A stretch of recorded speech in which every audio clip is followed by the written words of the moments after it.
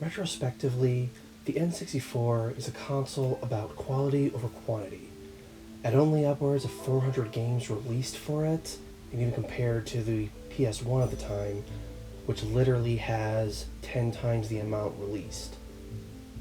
When so many think back to the 5th generation of gaming, the transitional era, many remember the games themselves, but don't have too many fond memories with the controllers they used.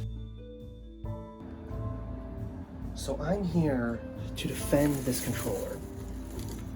It really is significant of the era, as I explained last week, the 5th era of gaming or the transitional era. This is a transitional controller.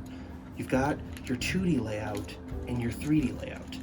And yes, games such as Donkey Kong 64 use both, for the new game and the original set within it as well.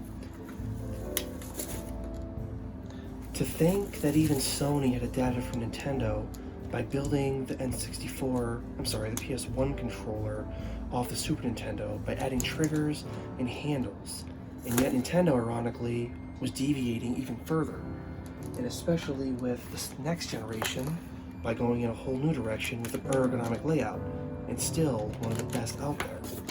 But Sony would continue with what wasn't broken and just innovate by adding analog sticks as well as new controls, and of course, eventually the motion. Microsoft was no different, with their ridiculous Duke controller having a face button layout and triggers. And of course, even now, the layout is still very much the same, with a few new tweaks, but really just the refinement that we got from the refining era, or 6th generation.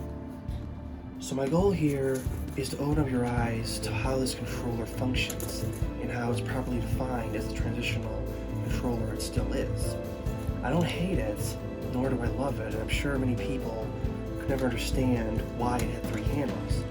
Now you know, because it was bridging the gap between 2D and 3D, as well as 2 generations of gaming. So my hope and goal here is to give you a new respect for this controller, even if it has aged as badly as some of its graphics.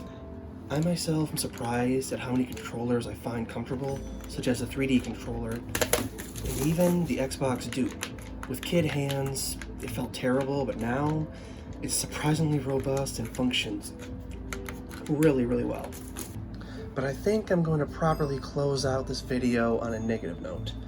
There is one controller I own and have used since childhood.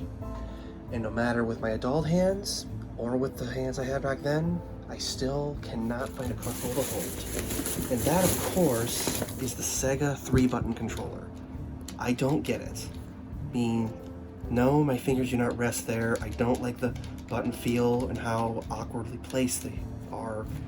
I just don't know what Sega had in mind with this. If it was trying to be more ergonomic with a curved and easy to function with fingers. I know with genetics, especially in that of the Asian audience in Japan, definitely have some smaller hands to those American kids, but still, I'm not even sure they found this any better. At times, I just try to put this in my hands and figure out a good way to hold it, but I can't. Even the Xbox Duke, I have a firm grip on this, but the 3-button Genesis, it's awkward. It's as if there's no balance whatsoever. But anyway, we're here about the N64 controller.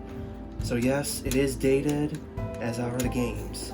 I really want you to know what this controller meant. It was experimental, it was a step forward, but it helped get us where we are today. And you look at modern controllers now, they've taken a lot from it. We have a camera stick, as opposed to camera buttons, and the layout we learned from the Super Nintendo that'll fill all controllers to come. This was definitely a time for gamers to learn as much as the developers themselves. So thanks guys. Follow us on Star Fox Comics on Facebook and Roguelike on YouTube. Thank you.